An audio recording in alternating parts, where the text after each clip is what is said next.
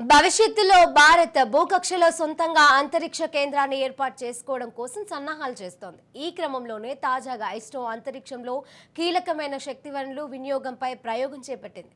ఈ క్రమంలోనే సరికొత్త ఫ్యూయల్ సెల్ ను సోమవారం విజయవంతంగా దిగువ భూకక్షలోకి ప్రవేశపెట్టింది. పిఎస్ఎల్వి C-58 ప్రయోగ విజయంతో ఈ నూతన సంవత్సరాన్ని భారత అంతరిక్ష పరిశోధన సంస్థ ఉత్సాహంగా ప్రారంభించింది. ఈ వాహక నౌకతో ఎక్స్రే పోలారిమీటర్ ఉపగ్రహంను నేడు అంతరిక్షంలోకి పంపారు. ఇదే వాహన నౌక చివరి దశలో మరో 10 పరికరాలకు అంతరిక్షానికి మోసుకెళ్లి నిర్ణీత కక్షలో ప్రవేశపెట్టింది. వీటిలో ఫ్యూయల్ సెల్ పవర్ సిస్టమ్ కూడా ఒకటి ఉంది. పిఎస్ఎల్వి ఆర్బిటల్ ఎక్స్పెరిమెంటల్ మాడ్యూల్లో భాగంగా దీన్ని నింగిలోకి పంపించింది. ఈ ఫ్యూయల్ సెల్ టెక్నాలజీని విక్రమ్ సారాభాయ్ స్పేస్ సెంటర్ అభివృద్ధి చేసింది.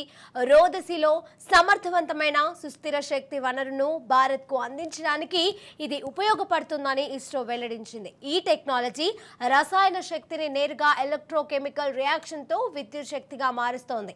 సుదీర్ఘకాలం పాటు అంతరిక్ష కేంద్రానికి కరెంటును ఇది సరఫరా చేయగలదు. భవిష్యత్తులో భారత్ నిర్మించబోయే స్పేస్ స్టేషన్ కోసం ఈ ప్రయోగం కీలక ముందడుగు.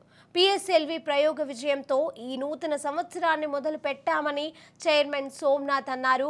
ఎక్స్పోషాట్ ఉపగ్రహాన్ని ఈ వాహనౌక విజయవంతంగా నిర్ణీత కక్షల్లో ప్రవేశపెట్టిందని తెలిపారు. ఇది ఆరంభం మాత్రమే. ఈ ఏడాది మరిన్ని కీలక ప్రయోగాలున్నాయి అని వెల్లడించారు.